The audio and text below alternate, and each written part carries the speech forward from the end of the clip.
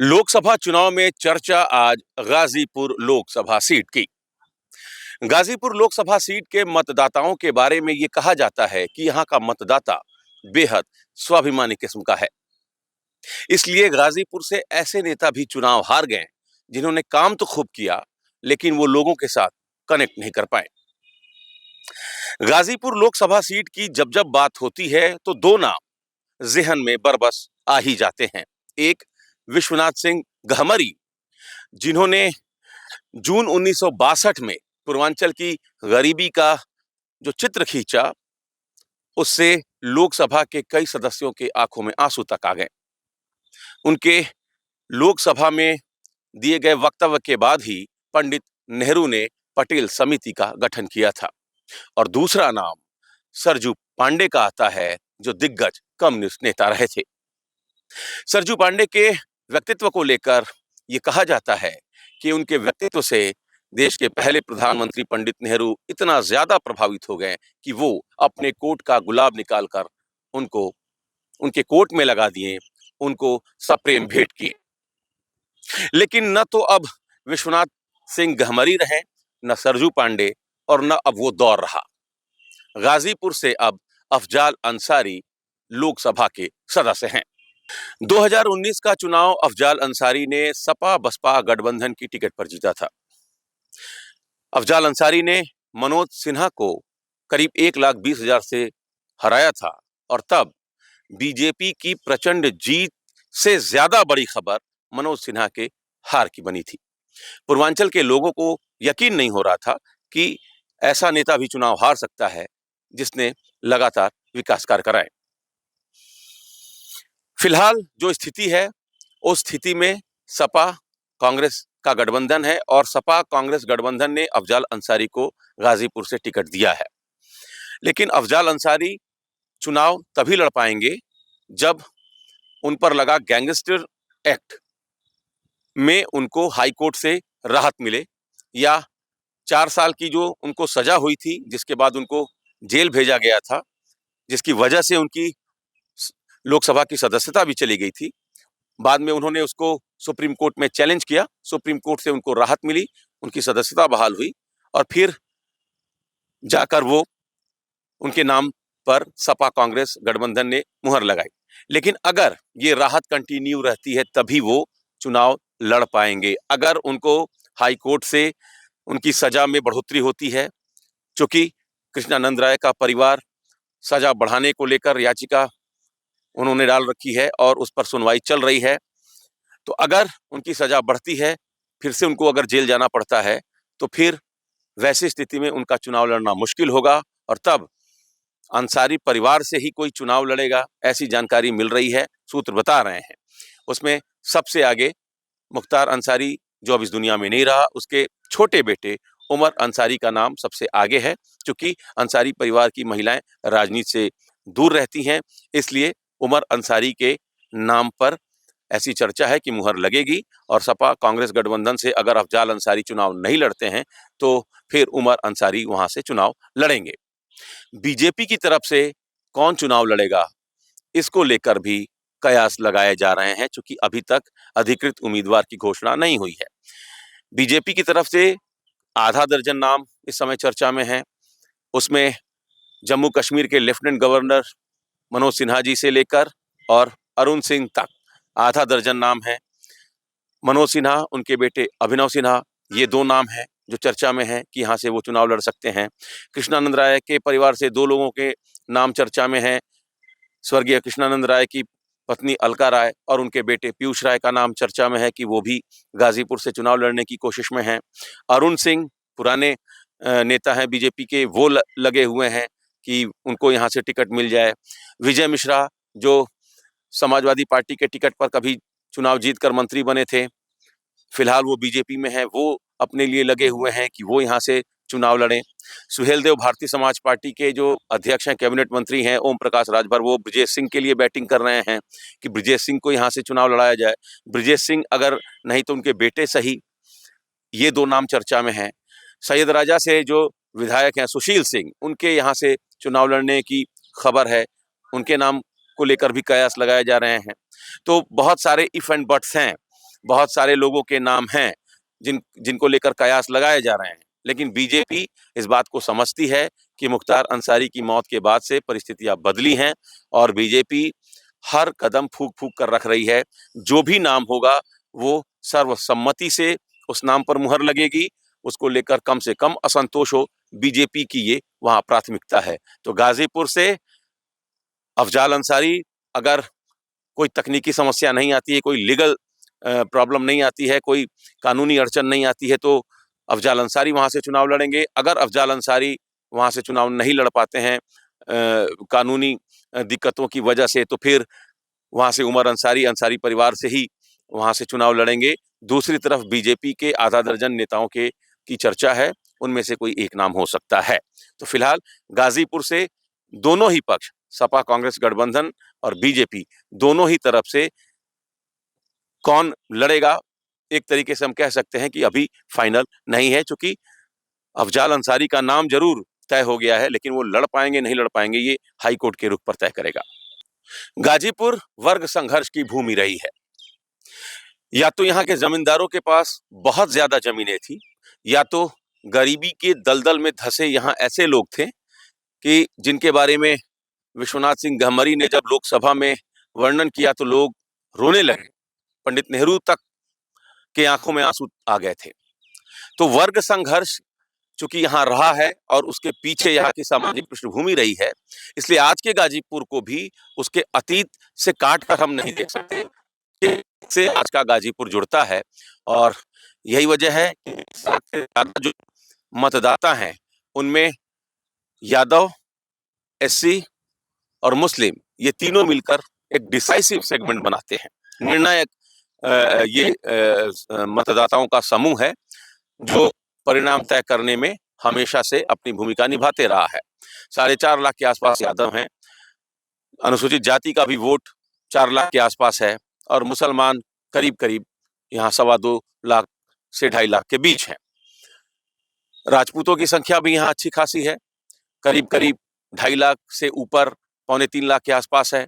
और बाकी वैश्य भी है यहाँ, लेकिन जो ये 4 जातियां हैं उसमें यादव हैं, उसमें एससी वोटर्स हैं, उसमें मुस्लिम हैं, राजपूत हैं, ब्राह्मण भी करीब करीब 2.25 लाख हैं। तो जाति समीकरण के लिहाज से अगर बात करें तो जैसा कि मैंने कहा कि यादव, एससी और मुस्लिम हमेशा से डिसाइसिव रहे हैं। चूंकि मैंने कहा कि वर्ग संघर्ष की भूमि रही है, कम्युनिस्ट पार्टी का एक जमाने में गाजीपुर गढ़ हुआ करता था। सरजू पांडे यहाँ से 2 बार सांसद हुए और इसके बाद भी सत्ता के खिलाफ परिणाम देने वाले लोकसभा सीट के बारे में जब जब चर्चा होती है तो उसमें एक नाम गाजीपुर का आता है। भगवती तेवर को लेकर सत्ता संघर्ष, चूंकि वर्ग संघर्ष इसकी जमीन में है, मूल में है, तो वर्ग संघर्ष के लिए गाजीपुर को जाना जाता है। और इसलिए वहां जो लोग भी राजनीति करते हैं, अंसारी परिवार की चर्चा हो रही है। अंसारी परिवार के अफ़ज़ाल अंसारी वहां से इस समय लोकसभा के सदस्य हैं और चुनाव लड़ रहे हैं वो इस बार भी। कम्युनिस्ट पार्टी के सरजू पांडे के ही वो शागिर्द रहे, सरजू पांडे से ही उन्होंने राजनीति का कहरा सीखा और पहला चुनाव भी वो कम्युनिस्ट पार्टी की ही टिकट पर लड़े, हालांकि वो हार गए। लेकिन बावजूद इसके अंसारी परिवार हमेशा से हिंदू मुस्लिम की बजाय वो अगड़ा पिछड़ा की राजनीति करने के लिए अंसारी परिवार को जाना जाता है। हमेशा से वो पिछड़ों के बीच मौजूद रहते हैं, क्योंकि उनको पता है कि गाजीपुर की जो परिस्थिति है, जो वहाँ की सामाजिक पृष्ठभूमि है, उस सामाजिक पृष्ठभूमि में वर्ग संघर्ष रहा है, जातियां रही हैं, अगड़ा पिछड़ा रहा है। तो इस इक्वेशन को लेकर अंसारी परिवार हमेशा से चलता रहा है। बीजेपी के लिए भी गाजीपुर एक चुनौती के रूप में इसलिए भी रहा है क्योंकि जातीय समीकरण जब जब बीजेपी साथ पाने में असफल रही है, तब तब वहां से वो चुनाव हारते रही है। 2019 में भी सपा बसपा का गठबंधन ऐसा था कि उस गठबंधन में जो जातीय समीकरण थे वो अफ़ज़ाल अंसारी के पक्ष में चला गया और विकास कार्य कराने वाला नेता मनोज सिन्हा चुनाव हार गए। तो आप समझ लीजिए कि गाजीपुर में जातीय समीकरण का क्या महत्व है और इस जातीय समीकरण को ध्यान में रखकर भी जो बीजेपी है वो अपने उम्मीदवार का ऐलान करेगी। चूंकि कई क्राइटेरिया हैं, उसमें एक क्राइटेरिया जातीय समीकरण भी होगा। जातीय समीकरण के लिहाज से 2022 के चुनाव परिणाम को भी अगर देखें तो ये हम समझ पाएंगे कि कैसे बीजेपी के लिए गाजीपुर एक टफ कंस्टिट्यूएंसी है। गाजीपुर लोकसभा क्षेत्र में 5 विधानसभा सीटें आती हैं, जिसमें जंगीपुर है, गाजीपुर सदर है, जखनिया है, जमनिया है और सैदपुर है। 2 विधानसभा सीटें जो हैं, सैदपुर और जखनिया, ये अनुसूचित जाति के लिए रिजर्व है। 20 लाख से ज्यादा मतदाता हैं गाजीपुर लोकसभा सीट पर। और जैसा कि मैंने बताया कि जो यादव हैं, अनुसूचित जाति के जो वोटर्स हैं और मुस्लिम, ये तीनों डिसाइसिव माने जाते हैं। चूंकि 2022 में सुहेलदेव भारतीय समाज पार्टी का गठबंधन समाजवादी पार्टी से था, लिहाजा राजभर वोटर्स जो थे वो इस सेगमेंट में जुड़कर एक तरीके से सपा बसपा गठबंधन को और ताकत उन्होंने प्रदान किया। और उसका असर ये रहा कि मोदी लहर में भी 2019 में जब मोदी लहर थी, 2022 में जब योगी लहर थी, और दोनों ही लहर में लोकसभा चुनाव भी बीजेपी हारी और विधानसभा चुनाव 2022 में भी 5 में से 4 सीटें बीजेपी हार गई।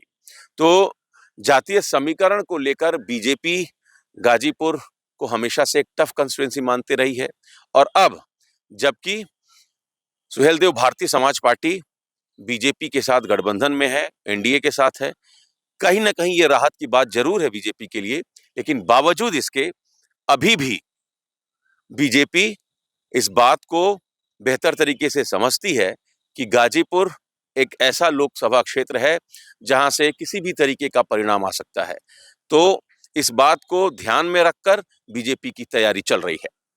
गाजीपुर लोकसभा सीट पर पूरे देश की नजर बनी हुई है और इसकी वजह भी बिल्कुल साफ है। मुख्तार अंसारी की मौत के बाद से जो परिस्थितियां बदली हैं, इस बदले हुए परिस्थिति में चुनाव परिणाम किधर जाता है, उसकी दिशा क्या रहती है, लोग वोट कैसे करते हैं, सिंपैथी किसको मिलती है और वहां से पॉलिटिकल एज कौन लेता है, इन तमाम बातों पर पूरे देश की नजर है। और यही वजह है कि गाजीपुर सीट पर कैंडिडेट देने में बीजेपी एक एक समीकरण का ख्याल रख रही है। सुहेलदेव भारतीय समाज पार्टी के जो अध्यक्ष हैं ओम प्रकाश राजभर, वो लगातार इसी कोशिश में लगे हुए हैं कि मुख्तार अंसारी की मौत के बाद से जो परिस्थितियां बदली हैं, इस बदले हुए परिस्थिति में अगर ब्रजेश सिंह चुनाव लड़ते हैं तो एनडीए को इसका लाभ मिल सकता है। और वो लगातार ब्रजेश सिंह, और अगर ब्रजेश सिंह के नाम पर सहमति नहीं बनती है तो उनके बेटे को ही टिकट मिले, इस जुगत में लगे हैं ओम प्रकाश राजभर। और कई बार उन्होंने मीडिया में ये बात कही कि वो ब्रजेश सिंह के लिए टिकट के जुगाड़ में हैं।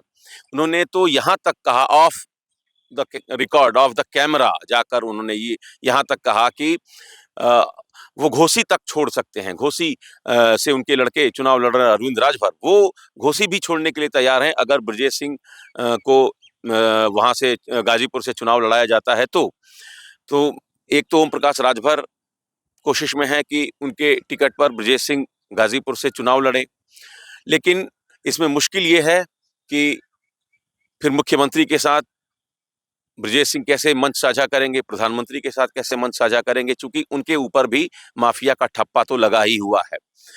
अब उनके बेटे के नाम पर भी कोशिश में है ओम प्रकाश राजभर, लेकिन उस परिवार से ही अगर किसी को टिकट एनडीए से मिलता है, चाहे वो बीजेपी अपने कोटे से दे या सुहेलदेव भारतीय समाज पार्टी या निषाद पार्टी, किसी के कोटे से अगर ब्रजेश सिंह या उनके परिवार का कोई व्यक्ति चुनाव लड़ता है तो फिर वही मुद्दा सामने आएगा कि एक तरफ आप कह रहे हैं कि हम माफियाओं से और बाहुबलियों से किनारा कर रहे हैं, दूसरी तरफ आप इन्हीं लोगों को टिकट दे रहे हैं या दिला रहे हैं।